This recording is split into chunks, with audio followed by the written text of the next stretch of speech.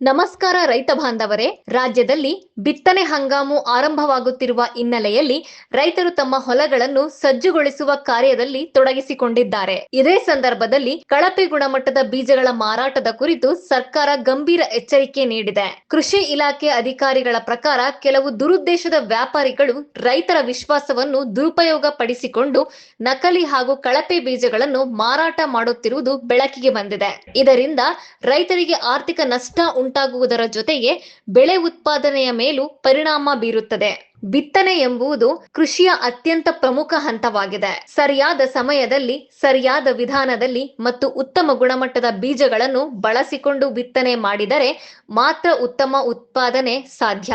ಆದರೆ ಕಳಪೆ ಬೀಜ ಬಳಕೆ ಮಾಡಿದರೆ ಮೊಳಕೆ ಸರಿಯಾಗಿ ಬರದೆ ಬೆಳೆ ಬೆಳವಣಿಗೆ ಕುಂಠಿತವಾಗುತ್ತದೆ. ಈ ಹಿನ್ನೆಲೆಯಲ್ಲಿ ಸರ್ಕಾರ ರೈತರಿಗೆ ವಿಶೇಷ ಸೂಚನೆಗಳನ್ನು ನೀಡಿದೆ. ಕೃಷಿ ಇಲಾಖೆಯ ಅಧಿಕಾರಿಗಳು ಹೇಳುವಂತೆ ರೈತರು ಬೀಜ ಖರೀದಿಸುವ ಮೊದಲು ಅದರ ಪ್ಯಾಕೆಟ್ ಮೇಲೆ ಇರುವ ಲೇಬಲ್ ವಿವರಗಳನ್ನು ಪರಿಶೀಲಿಸಬೇಕು. ಉತ್ಪಾದನಾ ದಿನಾಂಕ, ಅವಧಿ, ಪ್ರಮಾಣ ಪತ್ರ ಮತ್ತು ಕಂಪನಿಯ ವಿವರಗಳನ್ನು ಗಮನಿಸುವುದು ಬಹಳ ಮುಖ್ಯ.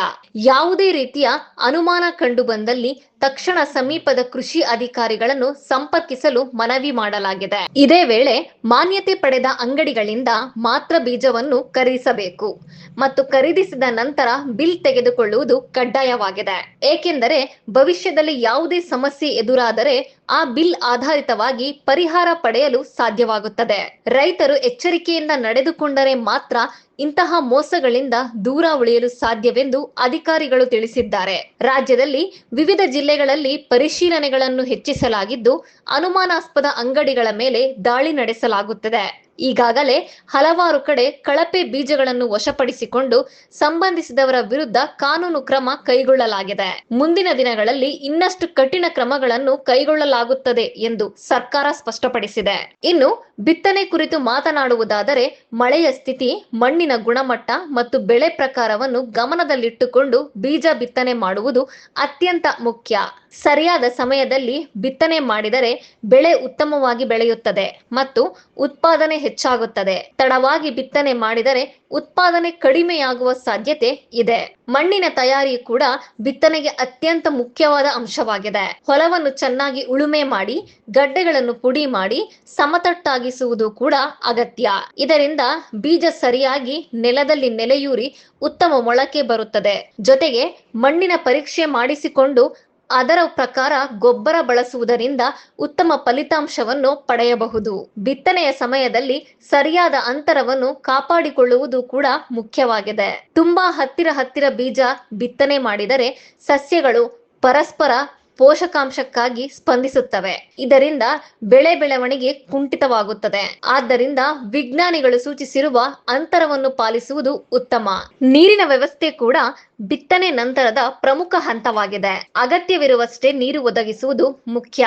ಹೆಚ್ಚು ನೀರು ಕೊಟ್ಟರೆ ಬೀಜ ಹಾಳಾಗುವ ಸಾಧ್ಯತೆ ಇದೆ. ಕಡಿಮೆ ನೀರು ಇದ್ದರೆ ಮೊಳಕೆ ಸರಿಯಾಗಿ ಬರುವುದಿಲ್ಲ. ಆದ್ದರಿಂದ ನೀರಿನ ಸಮತೋಲನವನ್ನು ಕಾಪಾಡಿಕೊಳ್ಳುವುದು ಅತ್ಯಂತ ಮುಖ್ಯವಾಗಿದೆ. ಇದೇ ವೇಳೆ ಜೈವಿಕ ಗೊಬ್ಬರಗಳ ಬಳಕೆಯು ಕೃಷಿ ಇಲಾಖೆ ಒತ್ತಾಯ ನೀಡಿದೆ. ರಾಸಾಯನಿಕ ಗೊಬ್ಬರಗಳ ಜೊತೆಗೆ ಜೈವಿಕ ಗೊಬ್ಬರಗಳನ್ನು ಬಳಸುವುದರಿಂದ ಮಣ್ಣಿನ ಸಾರು ಶಕ್ತಿ ಹೆಚ್ಚುತ್ತದೆ ಮತ್ತು ಬೆಳೆ ಆರೋಗ್ಯಕರವಾಗಿ ಬೆಳೆಯುತ್ತದೆ. ದೀರ್ಘಾವಧಿಯಲ್ಲಿ ಇದು ರೈತರಿಗೆ ಲಾಭದಾಯಕವಾಗುತ್ತದೆ. ಬಿತ್ತನೆ ನಂತರ ಬೆಳೆ ರೋಗಗಳು ಮತ್ತು ಕೀಟಗಳ ಮೇಲೂ ಗಮನವನ್ನು ಹರಿಸುವುದು ಅಗತ್ಯವಾಗಿದೆ.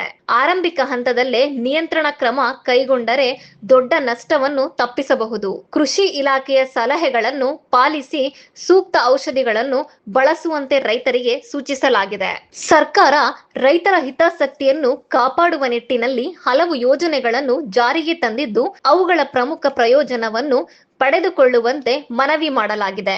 ಕೃಷಿ ಸಹಾಯವಾಣಿ ಹಾಗೂ ಸ್ಥಳೀಯ ಕೃಷಿ ಅಧಿಕಾರಿಗಳಿಂದ ಅಗತ್ಯ ಮಾಹಿತಿ ಪಡೆಯಬಹುದು. ಕೊನೆಗೆ ರೈತರೇ ಎಚ್ಚರಿಕೆ ವಹಿಸಿ ಸರಿಯಾದ ವಿಧಾನಗಳನ್ನು ಅನುಸರಿಸಿ ಬಿತ್ತನೆ ಕಾರ್ಯ ಕೈಗೊಳ್ಳುವಂತೆ ಸರ್ಕಾರ ಮನವಿ ಮಾಡಿದೆ. ಕಳಪೆ ಬೀಜಗಳಿಂದ ದೂರವಿದ್ದು ಗುಣಮಟ್ಟದ ಬೀಜಗಳನ್ನು ಬಳಸುವುದರಿಂದ ಮಾತ್ರ ಉತ್ತಮ ಉತ್ಪಾದನೆ ಸಾಧ್ಯವಾಗುತ್ತದೆ. ಈ ಬಾರಿ ಮುಂಗಾರು ಉತ್ತಮವಾಗಿರುವ ಮುನ್ಸೂಚನೆ ಇದೆ ಅಂತ ಹವಾಮಾನ ಇಲಾಖೆ ಹೇಳಿದೆ.